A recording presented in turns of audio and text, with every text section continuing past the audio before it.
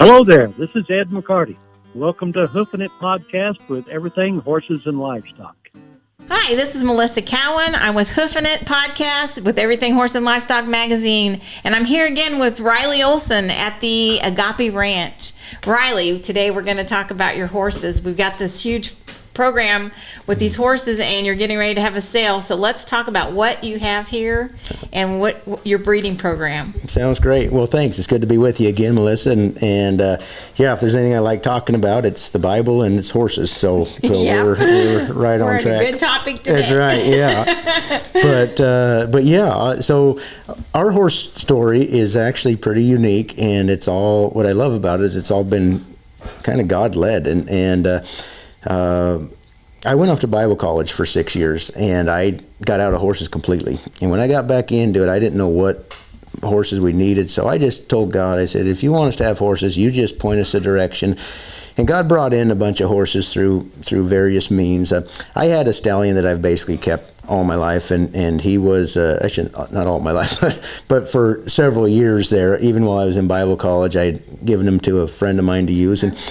And he was a Sunny D bar bred, Odo bred horse, and so he was kind of the first stud we had here, and he was an old horse by then in his 20s, but there was God saw fit to open up doors where there was a man that ran the River Bluffs Ranch. His name is Bud Sherman, and he wound up donating about a dozen mares to us, and they were all close bred to Poco Bueno and a lot of Cutterbill breeding, old foundation stuff. So they were all, 80 to 90% foundation bred type horses, and nice horses. And they became the cornerstone for our breeding program. My stud died shortly after we got here, and so we started.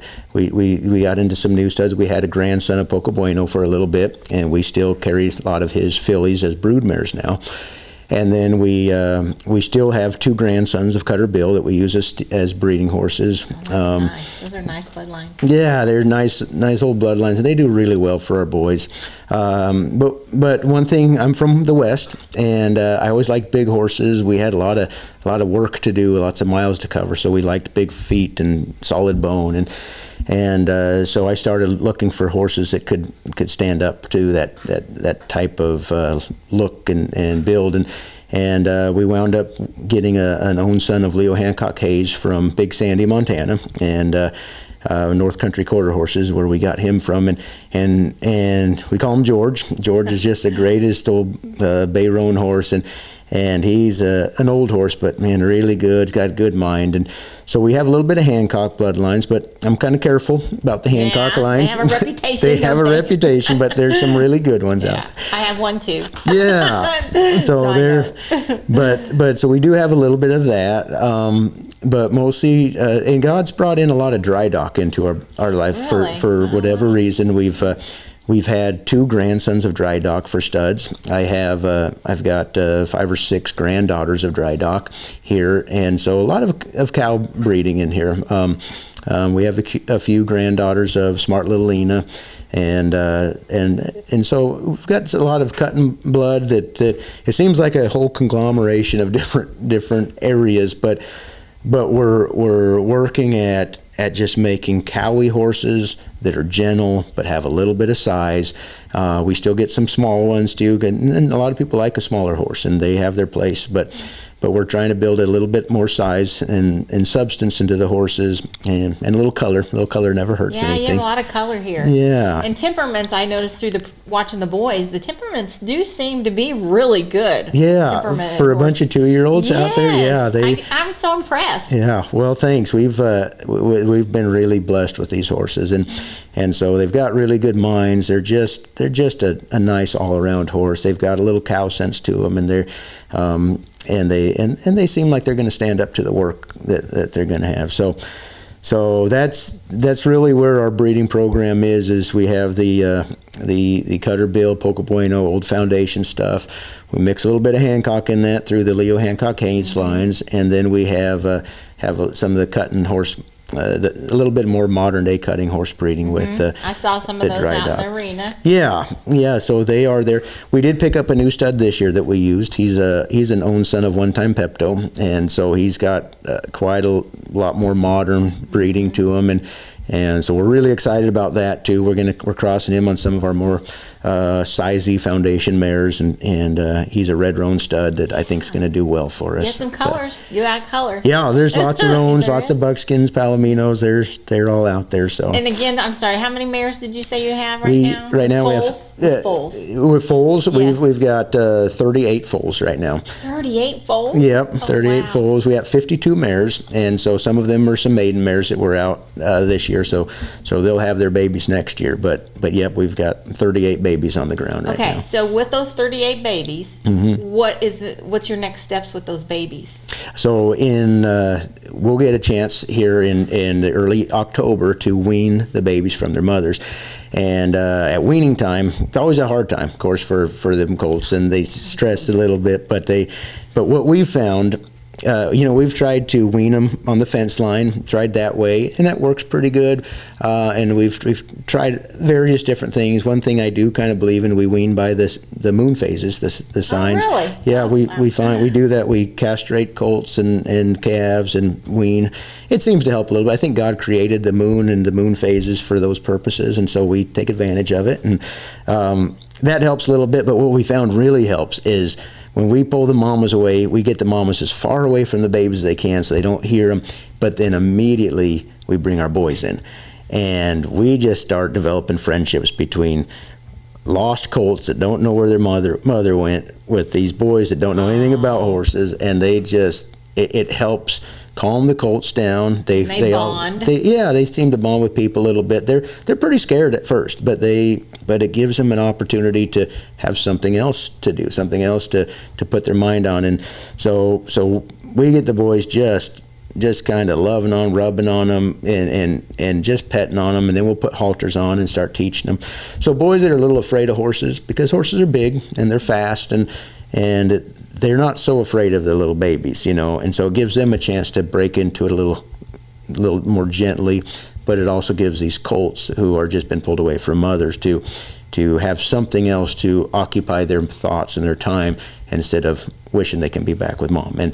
And that's really helped the transition for both. That's a great thing. Yeah. I've raised colts. I never would have thought of that, having them bond with a... Yeah.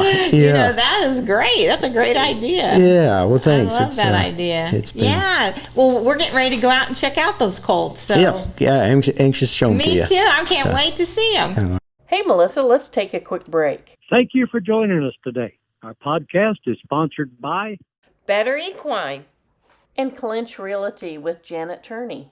And now we're back. Hey, we're back from break, and one of the things we didn't get a chance to talk about is this saddle that's going to be a giveaway, right? That's right, yeah. So tell us about this saddle. Yeah, so we have, of course, at our Ride Prosperously production sale, I really want people to come and see our boys and see the work that they do. So we've come up with some ideas of try to make it a buyer-seller sale, and so we're not worried about making so much money. I just want people to come. And so one thing we do, I build saddles, and this is a saddle tree that our saddle will be built on. And what we do, we give away a saddle every year to whoever buys a high-selling horse at our sale, and they'll get the saddle. So this tree has actually kind of got a remarkable story behind it.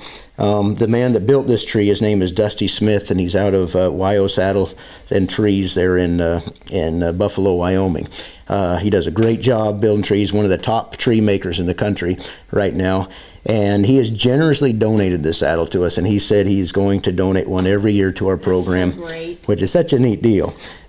This is going to be a one of a kind saddle because I actually had the privilege of cutting down the actual cottonwood tree that this is made out of, and it was cut down from my folks' ranch back in Wyoming, and I sent it off to Dusty and asked him to build a couple trees out of it. And so he built this one. And so this is a Will James tree with a wood post horn. We'll get it'll be all ranched out and ready to roll by the time the sale comes, and I think it's going to be quite a saddle. I can't wait to see it. So yeah, it'll be exciting. And one thing that I'd like to add to it that's even above that, a thing we do for people who buy our horses is we have a a futurity, and they can come to the futurity and they can take the horses they bought from us and show it in our futurity. That will run the day before our horse sale, and in that futurity we actually give away $10,000 to the winners of that futurity. Oh, wow. I didn't know you did so that. Yeah, so it gives them a chance. If they buy a horse from us, it's wearing our brand, they can bring it back to our futurity, show it in that, have a chance to win. First place is $7,000, second place is $2,000, and third place is $1,000. So give them something to get incentive to get the horses riding and going a little further. And so oh my gosh, you guys got to come out and see this. Yeah, this is amazing. Yeah, absolutely. I can't wait to see. We're planning on coming. So. Well, good. We're looking forward to it. So let's talk a little bit. You talked about being, cutting that tree down home. So you're from Wyoming. Yes, ma'am. Yep. So why don't you talk a little bit about how you got involved in this program? Yeah, you bet. So I'm from southern Wyoming originally, and I just grew up loving ranches and working. My grandparents have a ranch up in northern Wyoming in Worland, and my cousin's actually running it now, but it was something that I got involved in at a young age. I started working around ranches as I was growing up, and just decided I wanted to train horses when I was pretty young. And so I went down that road and loved it. I went off to a college in Wyoming where I learned horse management and some horse training techniques, and worked for a few people here and there, and just decided to follow the horse. And that was all in Wyoming and Idaho and Montana is where I spent most of my time. And then, but one day God got a hold of my heart, and he said that I just had the feeling he wanted me to do something more important than follow a bunch of cows around and ride a bunch of horses around and out in the middle of nowhere. So I went off to Bible college and thought I'm going to see where God wants me. And to make a long story short, we got a phone call from the Agape boarding school. They wanted to start a ranch program, and they are a Christian-based program. And so my wife and I came out, thought this is where God wants us. And so we brought 14 horses with us. Oh, wow, and we started. Great. Yeah, we had our own stud that we brought and a couple brood mares, and the Lord just started blessing. And so we've been here now for 10 and a half years, and it's just been a wonderful thing. And you guys are family. Yes. With all these kids. That's right. We've got. I can see that you guys are really close to all these children. Absolutely. that are here. It's so much fun because we have brandings, and I try to do things like we did back home when I was growing up, and it was just work. And so when we have brandings here, we bring the boys out. My wife cooks cinnamon rolls or brownies or something, and so that was stuff we always had growing up. Is my mom would cook stuff, and the ladies on the ranch would cook a bunch of food and bring it in, and we'd work hard, and we'd brand calves, and then we'd have a bunch of food and fun afterward, and so we tried to provide that same opportunity for the boys here, and so they celebrate with you. That's right. Yep. Yeah. And my wife is instrumental in helping all that stuff just happen. She does a great job, and she mothers the boys quite a lot. I see and that. Yeah, I saw that. They love her. They do. That's so nice. And they seem to embrace it all, really. These kids haven't been around on any of this ranching. They're from the city. Yeah. And here you are turning them into cowboys. Yeah. It's really neat. We actually had a kid one time that came here, and we were out feeding cows, and he pointed to one of them, and he said, "Now, is that a cow or is that a horse?"